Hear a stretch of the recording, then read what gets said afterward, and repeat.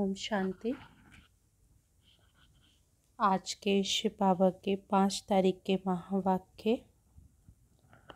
बाबा ने कहा, मीठे बच्चे, बाप आए हैं तुम बच्चों को शांति और सुख का वर्षा देने।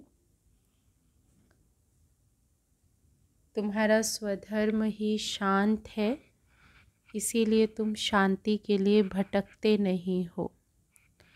बाबा ने प्रश्न पूछा है कि अभी तुम बच्चे 21 जन्मों के लिए अखुट खजानों में वजन करने योग्य बनते हो, क्यों? आंसर है, क्योंकि बाप जब नई सृष्टि रचते हैं तुम उनके बच्चे मददगार बनते हो, अपना सब कुछ उनके कार्य में सफल करते हो। इसीलिए बाप उनके रिटर्न में 21 जन्मों के लिए तुम्हें अखुट खजानों में ऐसा वज़न करते हैं जो कभी भी धन खुटता नहीं, दुख भी नहीं आता और अकाल मृत्यु भी नहीं होती।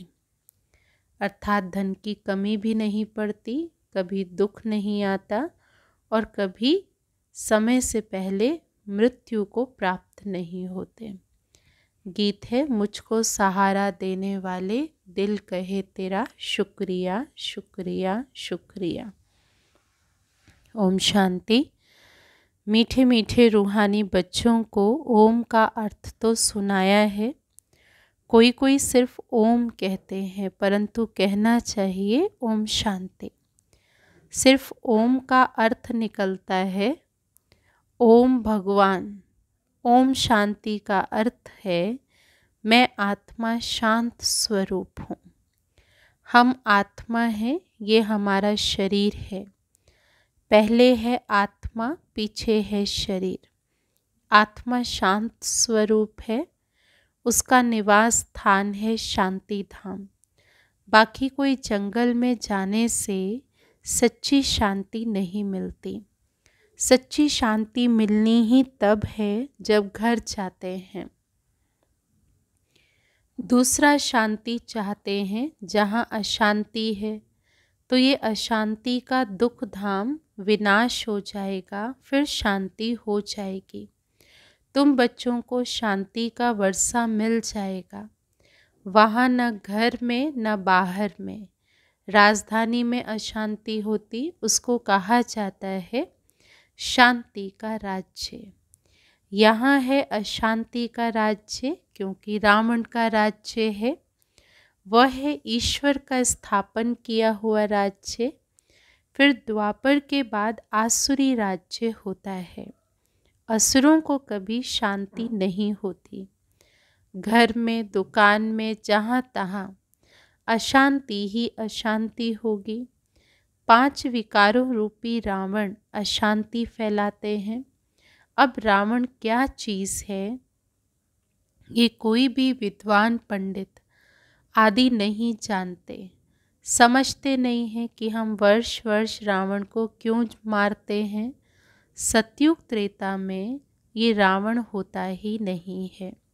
वह है ही दैवी राज्य। ईश्वर बाबा दैवी राज्य की स्थापना करते हैं तुम्हारे द्वारा, अकेले तो नहीं करते हैं। तुम मीठे मीठे बच्चे ईश्वर के मददगार हो। आगे थे रावण के मददगार, अब ईश्वर आकर सर्व की सद्गति कर रहे हैं। पवित्रता, सुख, शांति की स्थापना करते हैं। तुम बच्चों को ज्ञान का अब तीसरा नेत्र मिला है। सतयुग त्रेता में दुख की बात ही नहीं है। कोई गाली आदि नहीं देते, गंध भी नहीं खाते। यहाँ तो देखो गंध कितना खाते हैं। दिखाते हैं कृष्ण को गौएं बहुत प्यारी लगती थीं। ऐसे नहीं कि कृष्ण कोई ग्वाला था, गौओं की पालना करते थे, नहीं। वहाँ की गऊ और यहाँ की गऊ में बहुत बहुत फर्क है। वहाँ की गाय सतो प्रधान बहुत सुंदर होती हैं। जैसे सुंदर देवताएं वैसे गाय, देखने से ही दिल खुश हो जाए। वो है ही स्वर्ग, ये नर्क है। सभी स्वर्ग को याद करते हैं। नर्क और स्वर्ग में रात दिन का फर्क है। रात होती है अंधियारी, दिन में है सोचरा। तो ब्रह्मा का दिन गोया ब्रह्मावंशियों का भी दिन हो जाता। पहले तुम भी घोर अंधियारी रात में थे। इस समय भक्ति का कितना जोर है। महात्मा आदि को सोने में वजन करते रहते, क्योंकि शास्त्रों के बहुत विद्वान हैं। उन्हों का प्रभाव इतना क्यों है, ये भी बाबा ने समझाया है। झाड़, मनुष्य सृष्टि रूपी झाड़ है ना, तो झाड़ में नए नए पत्ते निकलते हैं, तो सतो प्रधान है। ऊपर से नई सोल आएगी तो ज़रूर उनका प्रभाव होगा ना, अल्पकाल के लिए। सोने अथवा हीरो में वज़न करते हैं, परंतु ये तो सब खलास हो जाने हैं। मनुष्यों के पास कितने लाखों के मकान हैं, समझते हैं हम तो बहुत साहूकार हैं। तुम बच्चे जानते हो ये साहूकारी बाकी थोड़े समय के लिए है, ये सब मिट्टी में मिल जाएंगे। किनकी दबी रही धूल में किसकी राजा खाए, किसकी चोर लूट ले जाए, किसकी आग जलाए। सफली उसकी होगी जो खर्चे नाम धनी के। तो बाप स्वर्ग की स्थापना करते हैं, उसमें जो लगाते हैं उन्हों को 21 जन्मों के लिए हीरे जवाहरों के महल मिलेंगे। यहाँ तो एक जन्म के लिए मिलता है, वहाँ तुम्हारा 21 जन्म चलेगा। इन आँखों से जो भी कुछ तुम देखते हो शरीर सहित सब भस्म हो जाना है। तुम बच्चों को दिव्य दृष्टि द्वारा साक्षात्कार भी होता है। विनाश होगा, फिर इन लक्ष्मी नारायण का राज्य होगा। तुम जानते हो कि हम अपना राज्य भाग्य फिर से स्थापन कर रहे हैं। 21 पीढ़ी राज्य किया, फिर रावण का राज्य चला, अब फिर बाप आया है। भक्ति मार्ग में सब बाप को ही याद करते हैं। गायन भी है ना, दुख में सिमरन सब करें, सुख में करे न कोई। जो सुख में सिमरन करे तो दुख काहे को होए। तो बाप सुख का वर्षा देते, फिर याद करने की दरकार ही नहीं रहती। तुम मात पिता हम बालक तेरे, अब ये तो माँ बाप होंगे अपने बच्चों के। ये पारलौकिक माता पिता की बात है। अभी तुम ये लक्ष्मी नारायण बनने के लिए ही पढ़ते हो, है ना। मंदिर में जाके कहते हैं तुम मात पिता हम बालक तेरे, तो ये किसके लिए कहते हैं, ये भगवान के लिए कहते हैं। अपने लौकिक में तो माता पिता हैं ही। तो बाबा ने कहा अभी तुम ये लक्ष्मी नारायण बनने के लिए पढ़ते हो। स्कूल में बच्चे अच्छा पास होते हैं तो फिर टीचर को इनाम देते हैं।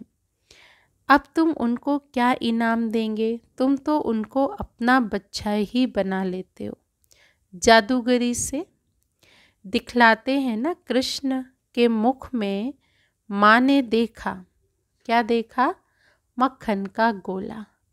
अब कृष्ण ने तो जन्म लिया सतयुग में, वो तो माखन आदि नहीं खाएंगे, वह तो है विश्व का मालिक। तो ये किस समय की बात है। बाबा ने कहा ये इस समय संगम युग की बात है। तुम जानते हो कि हम ये शरीर छोड़ जा कर के बच्चा बनेंगे, विश्व का मालिक बनेंगे। दोनों क्रिश्चियंस आपस में लड़ते हैं और माखन मिलता है तुम बच्चों को, भारत को राजाई मिलती है ना। जैसे वो लोग भारत को लड़ाकर मक्खन खुद खा गए। क्रिश्चियन की राजधानी पौने हिस्से में थी, पीछे आहिस्ते आहिस्ते छूटती गई। सारे विश्व पर अब सिवाय तुम्हारे और कोई राज्य कर न सके। तुम अभी ईश्वरीय संतान बने हो, अभी तुम ब्रह्मांड के मालिक और विश्व के मालिक बनते हो। विश्व में ब्रह्मांड नहीं आया, सूक्ष्म वतन में भी राजाई नहीं है ना। विश्व में सृष्टि आ गई, ब्रह्मांड नहीं आया। सतयुग, त्रेता, द्वापर, कलयुग, ये चक्र यहाँ स्थूल वतन में होता है। ध्यान में आत्मा कहाँ भी जाती नहीं, आत्मा निकल जाए तो शरीर ही खत्म हो जाए। ये सब है साक्षात्कार। रिद्धि सिद्धि द्वारा ऐसे भी साक्षात्कार होते हैं जो यहाँ बैठे विलायत की पार्लियामेंट आदि भी देख सकते हैं। बाबा के हाथ में फिर है दिव्य दृष्टि की चाबी। तुम यहाँ बैठे लंदन देख सकते हो। औजार आदि कुछ नहीं जो खरीद करना पड़े। ड्रामा अनुसार उस समय वो साक्षात्कार होता है जो ड्रामा में पहले से ही नूंद है।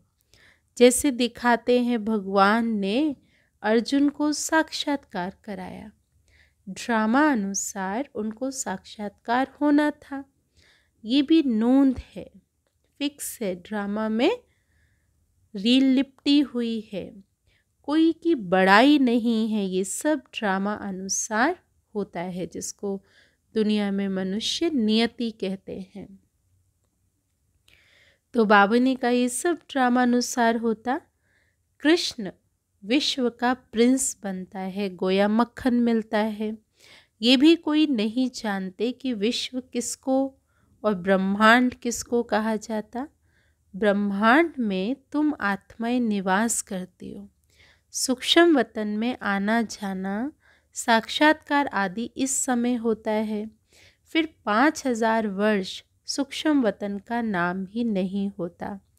कहा जाता है ब्रह्मा देवता नमः, फिर कहते हैं शिव परमात्माए नमः। तो सबसे ऊंचा हो गया ना, उनको कहा जाता है भगवान। वह देवताएं हैं मनुष्य, परंतु दैवी गुण वाले हैं। बाकी 4-8 भुजा वाले मनुष्य होते ही नहीं हैं। वहाँ भी 2 भुजा वाले ही मनुष्य होते, परंतु संपूर्ण पवित्र, अपवित्रता की बात नहीं। अकाल मृत्यु कभी होती नहीं है। तो तुम बच्चों को बहुत खुशी रहनी चाहिए कि हम आत्मा इस शरीर द्वारा बाबा को तो देखें। देखने में तो शरीर आता है, परमात्मा अथवा आत्मा को तो देख नहीं सकते। आत्मा और परमात्मा को जानना होता है। देखने के लिए फिर दिव्य दृष्टि मिलती है, और सब चीज़ें दिव्य दृष्टि से बड़ी देखने में आएंगी। राजधानी बड़ी देखने में आएगी। आत्मा तो बिंदी है, तो बिंदी को देखने से तुम कुछ भी नहीं समझेंगे। आत्मा तो बहुत महीन है ना। बहुत डॉक्टर्स आदि ने कोशिश की है आत्मा को पकड़ने की, परंतु किसको पता नहीं पड़ता। वो लोग तो सोने हीरो में वजन करते हैं।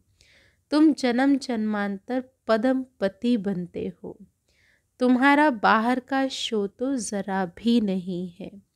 साधारण रीति इस रथ में बैठकर पढ़ाते हैं। उनका नाम है भागीरथ। ब्रह्मा को कहा ये है पुराना पतित रथ, जिसमें बाँ पाकर ऊंचे से ऊंची सर्विस करते हैं। बाबा कहते हैं मुझे तो अपना शरीर है ही नहीं। मैं जो ज्ञान का सागर, प्रेम का सागर हूँ, तो तुमको वर्षा कैसे दूँ? ऊपर से तो नहीं दूंगा। क्या प्रेरणा से पढ़ाऊँगा? ज़रूर आना पड़ेगा ना। भक्ति मार्ग में मुझे पूछते हैं, सबको प्यारा लगता हूँ। गांधी नेहरू का चित्र प्यारा लगता है, उनके शरीर को याद करते हैं। आत्मा जो अविनाशी है, उसने तो जाकर दूसरा जन्म लिया। बाकी विनाशी चित्रों को याद करते हैं, वो तो भूत पूजा हुई ना। समाधि बनाकर उन पर फूल आदि बैठ करके चढ़ाते हैं। ये है यादगार। शिव के कितने मंदिर हैं? सबसे बड़ा यादगार शिव का है ना। सोमनाथ मंदिर का गायन है कि मोहम्मद गजनवी ने आकर के लूटा था। तुम्हारे पास इतना धन रहता था, तो बाबा तुम बच्चों को रत्नों में वज़न करते हैं, खुद को वज़न नहीं कराता हूँ। मैं इतना धनवान बनता नहीं हूँ, तुमको बनाता हूँ। उनको तो आज वज़न किया, कल मर जाएंगे, धन कोई काम ही नहीं आएगा। तुमको बाप अखुट खजानों में ऐसा वज़न करते हैं जो 21 जन्म तक साथ रहेगा। अगर श्रीमत पर चलेंगे तो वहाँ दुख का नाम नहीं, कभी अकाली मृत्यु भी नहीं होगी, मौत से डरेंगे ही नहीं। सतयुग की बाबा बात कर रहे हैं। यहाँ तो कितना डरते हैं, रोते हैं, वहाँ कितनी खुशी होती है, जाकर प्रिंस बनेंगे।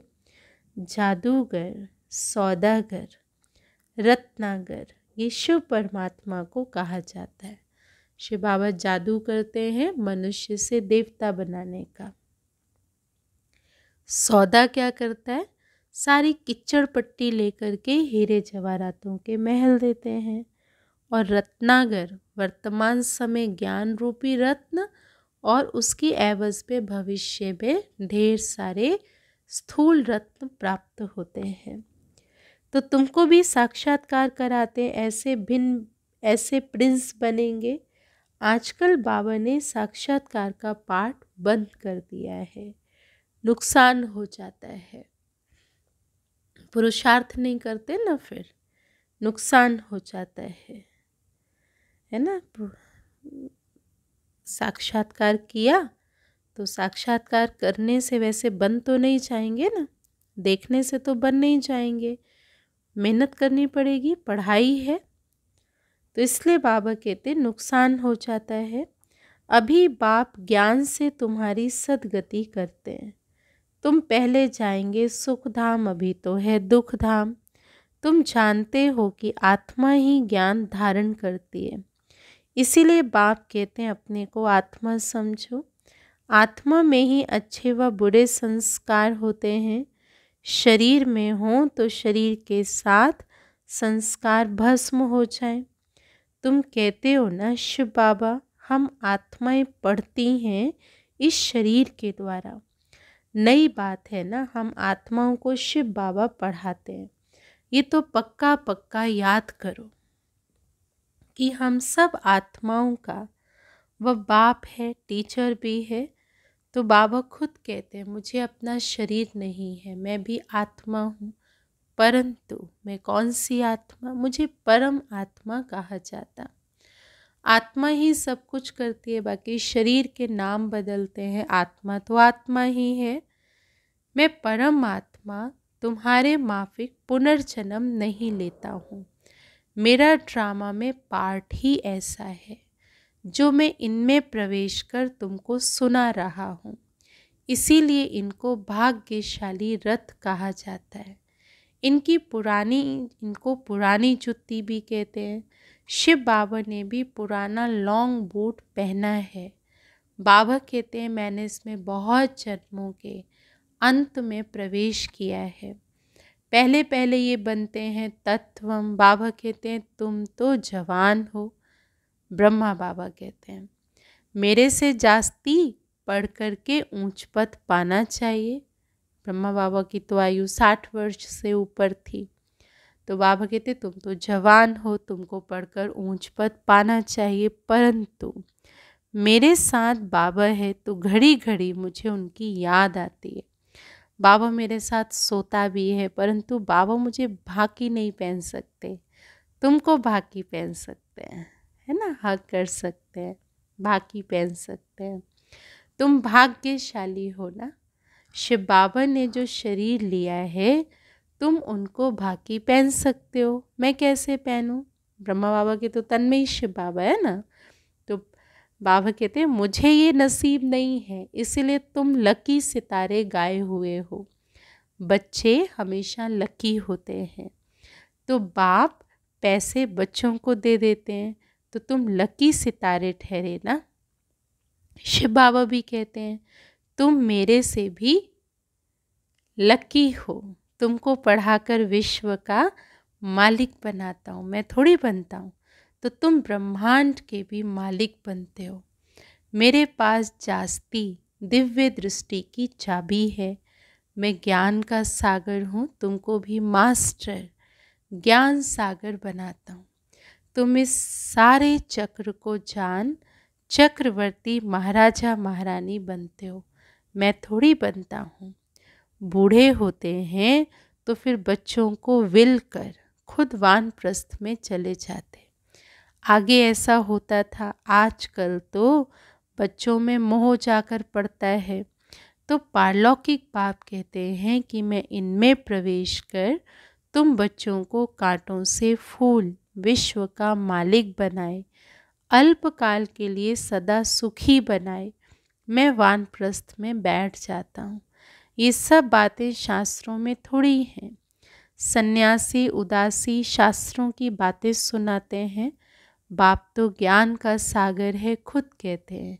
ये वेद शास्त्र आदि सब भक्ति मार्ग की सामग्री है। ज्ञान सागर तो मैं ही हूँ ना। अच्छा, मीठे मीठे सिकिलधे बच्चों प्रति माता पिता बाप दादा का याद प्यार और गुड मॉर्निंग। रूहानी बाप की रूहानी बच्चों को नमस्ते। हम रूहानी बच्चों की रूहानी बाप दादा को नमस्ते नमस्ते।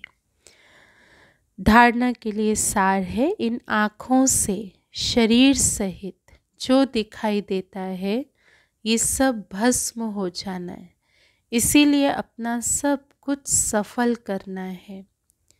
सेकंड पॉइंट है, बाप से पूरा वर्षा लेने के लिए पढ़ाई पढ़नी है।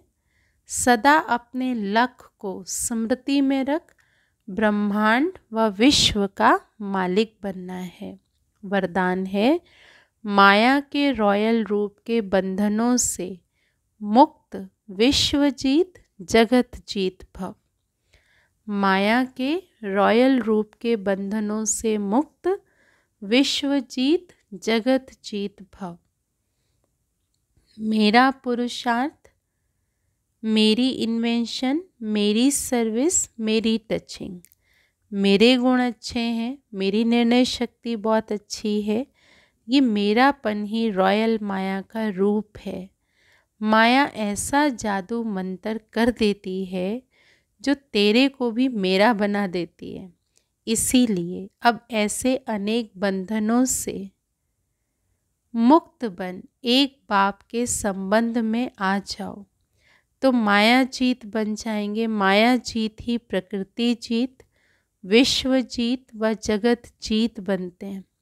वही एक सेकंड के अशरीरी भव के डायरेक्शन को सहज और स्वतः कार्य में लगा सकते हैं। बाबा एक सेकंड में डायरेक्शन देगा और वो उस एक सेकंड में उस डायरेक्शन को फॉलो करके सहज अपने आप को उस कार्य में लगा सकते। स्लोगन है, विश्व परिवर्तक वह है जो किसी के नेगेटिव को पॉजिटिव में बदल दे। है ना, इतना छोटा सा काम नहीं कराया तो फिर विश्व परिवर्तक कैसे। तो इसलिए बाबा ने कहा कि